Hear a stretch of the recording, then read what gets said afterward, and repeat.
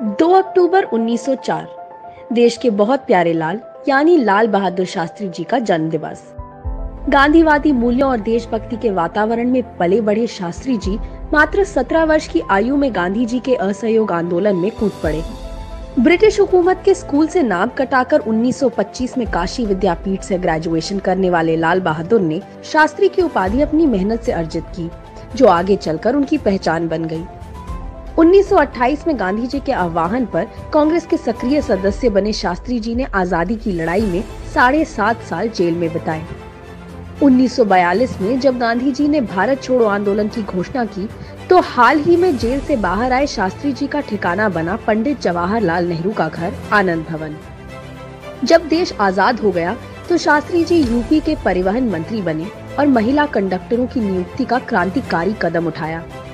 आज उसी उत्तर प्रदेश में जब महिलाओं का दम घोटा जा रहा है, तो शास्त्री जी के उस फैसले की अहमियत समझ आती है और नजर आता है कि वर्तमान सत्ता किस कदर शास्त्री जी के आदर्शों की बलि चढ़ा रही है।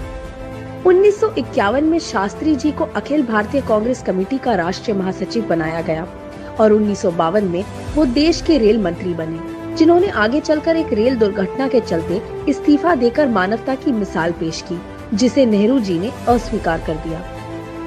1959 में वाणिज्य मंत्री और 1961 में गृह मंत्री रहे शास्त्री के सामने 27 मई 1964 को पंडित जवाहरलाल नेहरू जी की मृत्यु के साथ ही चुनौती ने दस्तक दे दी।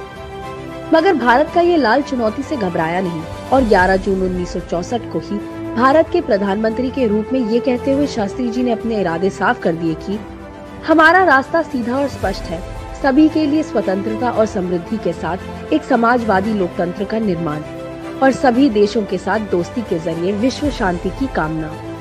नेहरू जी की आर्थिक नीतियों को आगे बढ़ाते हुए शास्त्री जी ने श्वेत क्रांति के जरिए तो मानो भारतवर्ष में दूध की नदियां बहा दी।